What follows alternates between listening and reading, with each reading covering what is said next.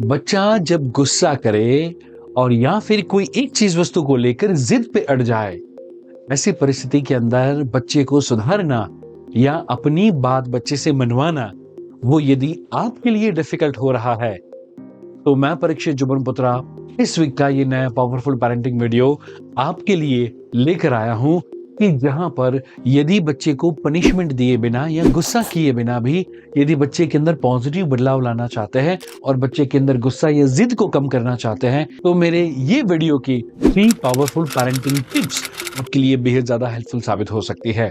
दोस्तों, यदि हम ये वीडियो में आगे बढ़े उससे पहले यदि आप डेली बेसिस पे पेरेंटिंग की टिप्स एंड अपडेट्स पाना चाहते हैं तो हमारी ऑफिशियल व्हाट्सएप कम्युनिटी को ज्वाइन कर सकते हैं। उसकी लिंक मैंने डिस्क्रिप्शन के अंदर रखी हुई है। दो लिंक को फॉलो करते हुए और मेरी ऑफिशियल व्हाट्सएप कम्युनिटी को ज्वाइन करें एंड डेली बेसिस पे पेरेंटिंग की टिप्स एंड अपडेट्स आपको मिलती रहेगी। सुनाओ फ्रेंड्स, अब बच्चे के ऊपर गुस्सा किए बिना आप बच्चे को सुधारना चाहते हैं, बच्चे के कोई भी बिहेवियर को आप इंप्रूव करना चाहते हैं, तो उसके लिए 3 पावरफुल टिप्स और उसमें सबसे पहली जो टिप है वो मैं कहना चाहता हूं, बच्चे का ढक्कन खोलो। यस फ्रेंड्स, ज्यादातर ये बॉटल के अंदर मुझे जब पानी भरना हो तो इसका ढक्कन खोलना जरूरी है, तभी मैं साफ सुथरा पानी इसके अंदर भर सकता हूँ। ढक्कन को बंद रखे और ऊपर से कितना भी पानी डालेंगे ये बॉटल के अंदर नहीं भर पाएगा। आप अग्री करते हैं? एंड दोस्तों, सेम में मैं कहना चाहता हूँ, आप माने बड़ा बर्तन, वो छोटा सा बर्तन माने बच्चा, वैसा मान के चले तो उसके अंदर कोई चीज की कमी है, कोई समझ की कमी है या कोई चीज वस्तु लेनी चाहिए नहीं लेनी चाहिए, उसके डिसीजन की कमी है। एंड ये डिसीजन या ये समझ आपके अंदर है जो आप आपके बच्चे के अंदर भरना चाहते हैं। तो बॉटल के लिए जैसे ढक्कन खोलना जरूरी है, वैसे सबसे पहले आप जब भी कोई एडवाइस देते हैं, आप इमोशंस में आते हुए या गुस्से में आते हुए आज के बाद बच्चे को एक भी एडवाइस ना दे।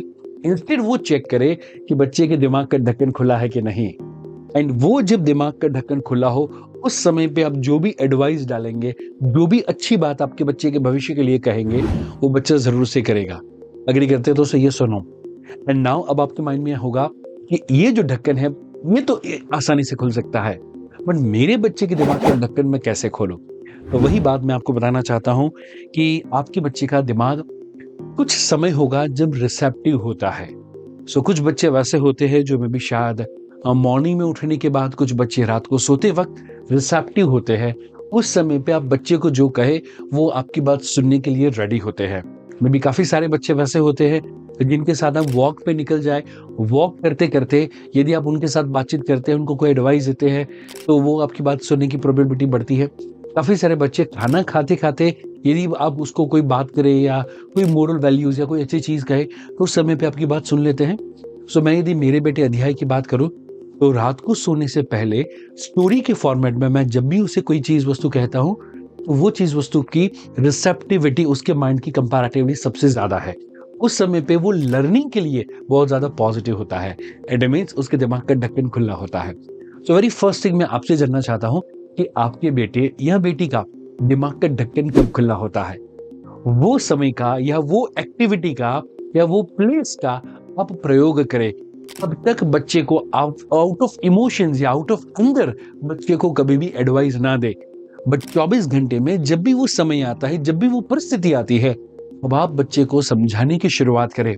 और उसके लिए भी यदि आप स्टोरीज का प्रयोग करेंगे, मे बी अकबर बिरबल की कहानी, तेनालीरामन की कहानी या कोई भी पॉजिटिव मोरल स्टोरीज यदि आप बच्चों को समझाएंगे तो वो स्टोरी के माध्यम से बच्चे की समझने की पॉसिबिलिटीज कई गुना ज्यादा बढ़ जाएगी। आप अग्री करते हैं कि ढक्कन खोलना जरूरी है? तो दोस्तों जल्दी से मैं चाहता हूं कमेंट करके मुझे बताएं ढक्कन खोलना जरूरी है। नाउ फ्रेंड्स, सेकंड टेक्निक की यदि मैं आप लोगों के साथ बात शेयर करूं तो वो है आपके बच्चे को जो करना है वो काम कैसे कर सकता है उसकी एडवाइस देना शुरू करें। आई रिपीट, आपका बच्चा जो काम करना चाहता है वो काम कैसे कर सकता है उसकी एडवाइस देना शुरू करें। एग्जाम्पल के तौर पे बच्चे को मे बी शायद चॉकलेट खाना है, बच्चे को शायद आइसक्रीम खाना है, बच्चे को शायद पिज्जा खाना है, बच्चे को शायद देखना है, बच्चे को शायद खेलने जाना है। यही सारी चीजें बच्चों की रिक्वायरमेंट होगी। अग्रीड? यस और नो? बच्चे को शायद कोई टॉय चाहिए।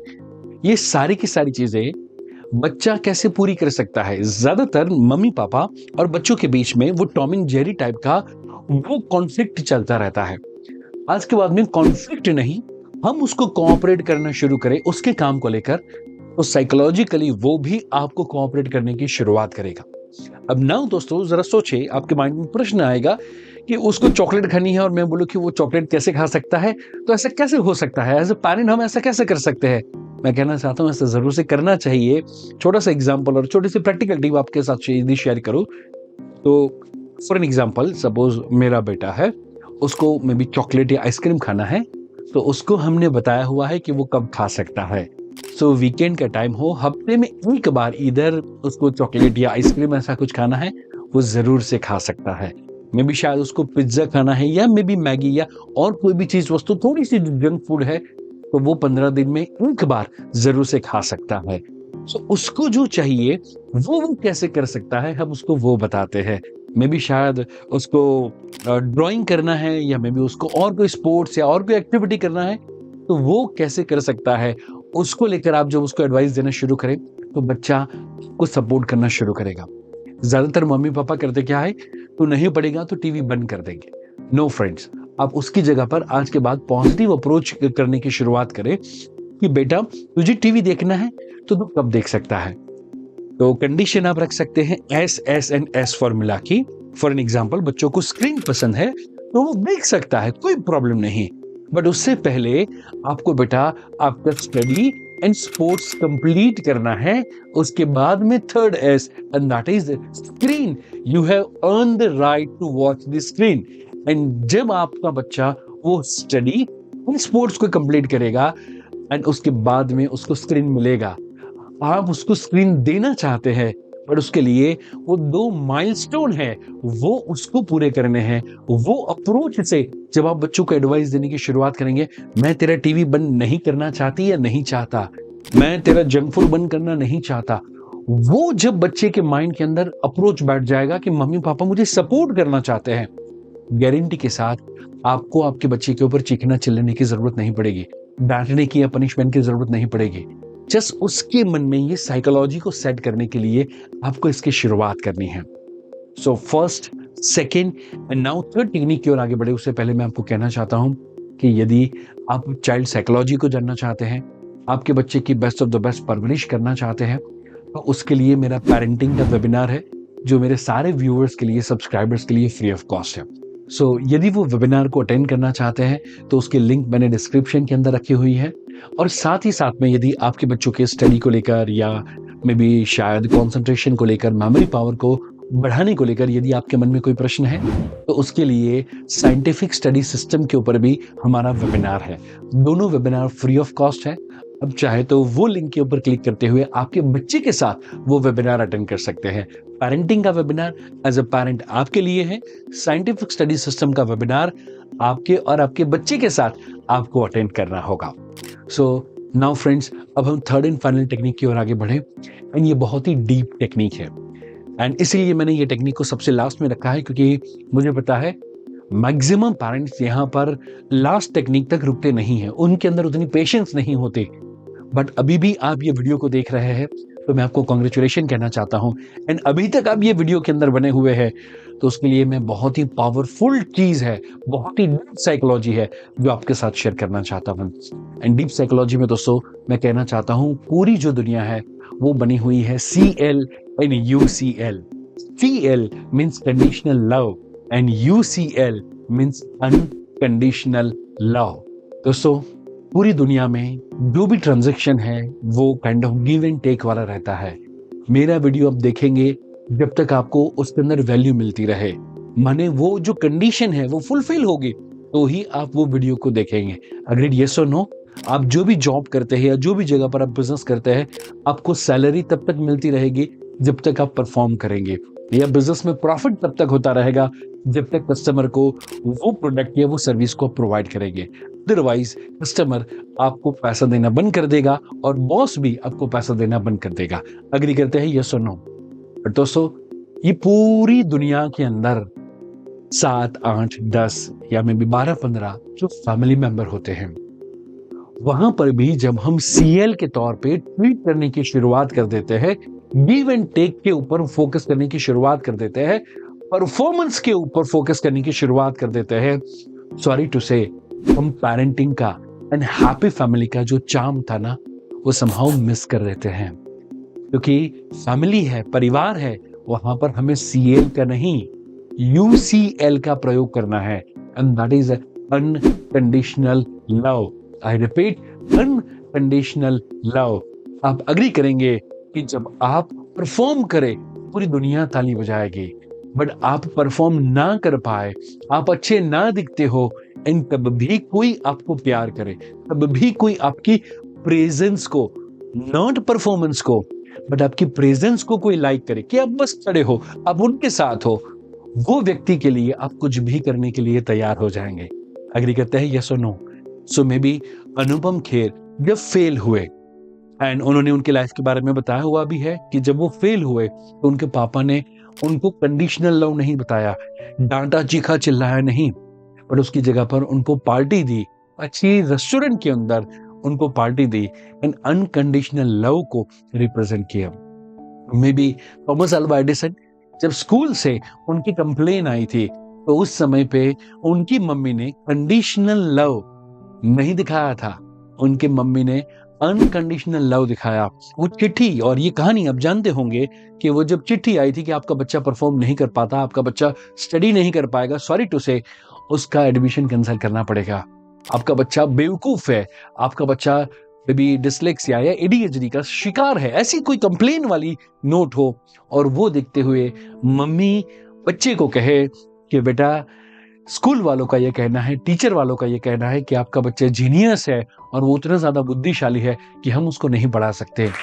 वो अनकंडीशनल लव वो जब बच्चे को दिखा, वो छोटा सा बच्चा जो शायद बेवकूफ था, वो बच्चा जो शायद स्कूल के लिए कैपेबल नहीं था, वो बच्चा जो टीचर को ऐसा लगता था कि ये बच्चा जीवन में कुछ नहीं कर पाएगा, वो बच्चे के नाम की काफी सारी पेटेंट्स बनती है, वो बच्चा साइंटिस्ट बनता है, वो बच्चा दुनिया में अपना नाम कमाता है।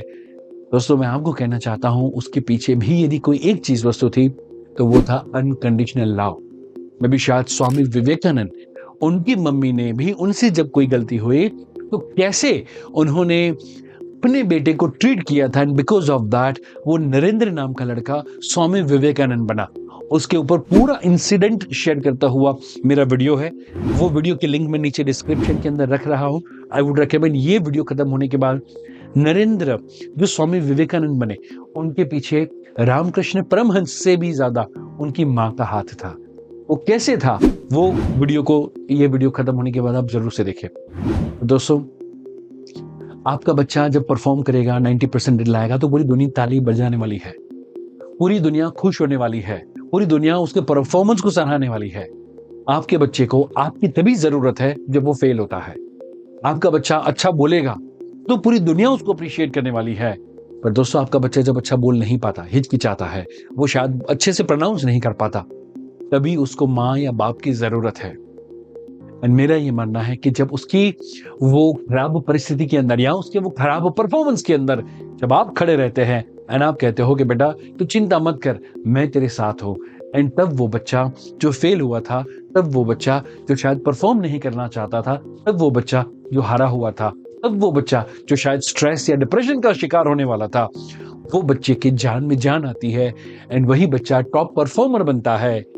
वो टॉप परफॉर्मर तभी बनेगा जब आप उसको UCL, उसके अनकंडीशनल लव देने की शुरुआत करेंगे। और यदि आप ये चीज को समझ पा रहे हैं तो दोस्तों UCL टाइप करके मुझे बताएं, बिकॉज मैं ये देखना चाहता हूं कि दुनिया के अंदर मम्मी पापा या हस्बैंड वाइफ और बच्चों के बीच में या सास बहू के बीच में, फैमिली के अंदर UCL हो, एक दूसरे को परफॉर्मेंस के आधार पे नहीं, उनकी प्रेजेंस के आधार पे उनको खुशी का महसूस होता हो, वैसा माहौल यदि हो, तभी घर स्वर्ग बन सकता है।